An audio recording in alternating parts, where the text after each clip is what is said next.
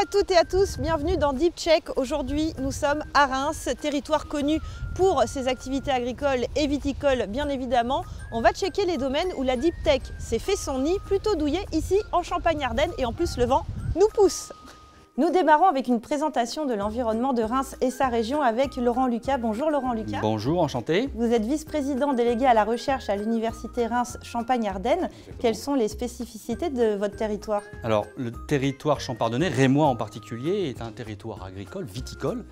Et donc, on s'inscrit dans le cadre de cette thématique qui a conduit donc en 2016 à présenter un projet, ce qui est aujourd'hui le projet, je dirais la signature de l'établissement autour de la bioéconomie. Donc je vais vous parler donc de deux projets symboliques pour notre établissement. Alors le projet Exebio, le projet Excellence sur les problématiques de recherche et de valorisation, et puis le projet PUI Inorem qui est finalement l'autre face d'une même pièce et qui cherche en tout cas à mettre en avant tous les développements pouvant donner de la valorisation au sein de nos laboratoires.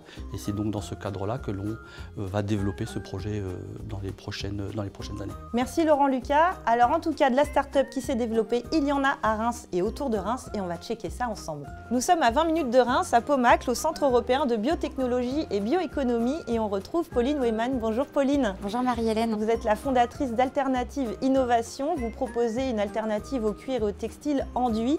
Comment c'est possible? Alors on a développé une solution brevetée et innovante qui est 100% biosourcée, made in France, recyclable à 100% de façon innovante et personnalisable, voilà, pour plaire à notre marché. Effectivement, on développe une alternative pour remplacer les plastiques pétro-sourcés qui sont présents dans l'industrie du cuir et des textiles enduits. C'est une vraie révolution finalement. Qui vous a suivi dans cette aventure? Alors depuis le départ, on est bien entouré. Déjà, on a un partenaire phare qui est AgroParisTech Innovation et l'URDABI dans lequel on se trouve. Et puis très important aussi, BPI France qui nous suit depuis le départ et nous accompagne, et la région Grand Est également.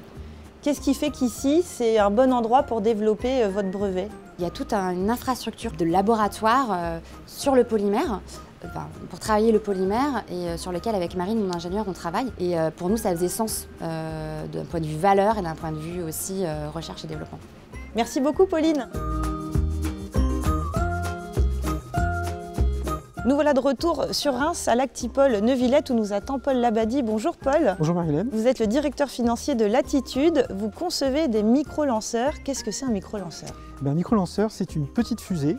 Comme vous en avez la maquette derrière vous, donc c'est une fusée qui va faire à peu près 20 mètres de long, qui est destinée à embarquer des petits satellites, ce qu'on appelle des nanosatellites, à une orbite basse pour observer la Terre.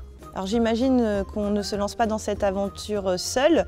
Par qui êtes-vous accompagné depuis le lancement de la société? Alors depuis le lancement de la société, on a été accompagné ici à Reims par Investing Reims, qui aujourd'hui c'est légendaire, la Reims légendaire, et puis très vite rejoint par BPI France, tant au niveau régional qu'au niveau local, qui nous a aidés en finançant l'innovation, en finançant pas mal de développement dans le cadre de France 2030 notamment.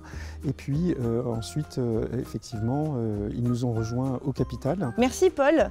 En tout cas, on pensera à vous quand on regardera le ciel maintenant, à Latitude évidemment. Et nous, on continue à checker les Deep Tech. Dernier check de ce Deep Check Reims, nous sommes à la MDA et nous retrouvons Albin Jeanne. Bonjour Albin. Bonjour. Vous êtes cofondateur et président d'Apmonia Therapeutics. Vous développez de nouvelles stratégies pour combattre le cancer. Sur quoi se basent ces nouvelles stratégies? Oui, alors nous on cible spécifiquement ce qu'on appelle les tumeurs solides, par opposition au cancer du sang. Et ces tumeurs en fait ont un micro-environnement qui les protège, qui est fait d'une masse dense de protéines qu'on appelle la matrice extracellulaire. Et cette matrice, elle permet aux cellules cancéreuses de proliférer, de former des métastases et aussi de développer des résistances au traitement actuel. Donc on a une approche innovante qui capitalise sur des outils bioinformatiques qui nous permettent de cibler spécifiquement ces protéines de la matrice et ensuite de valider de nouveaux candidats médicaments en laboratoire. Apmonia Therapeutics est né du CNRS et de l'Université de Reims. Quels ont été les autres collaborateurs à l'émergence de votre start-up? Donc la société a été incubée au sein d'Innovact, puis a bénéficié de l'expertise des réseaux Quest for Change et Quest for Health. Et au niveau financier, assez vite, on a été soutenu par la région Grand Est et également BPI France, avec tout le continuum de financement depuis les premières aides Bourse French Tech Émergence, le concours d'innovation iLab et plus récemment l'aide au développement Deep Tech. Merci beaucoup Albin. C'est la fin de ce Deep Check Reims, c'est le moment de se donner rendez-vous dans une autre ville pour un prochain Deep Check. À très bientôt.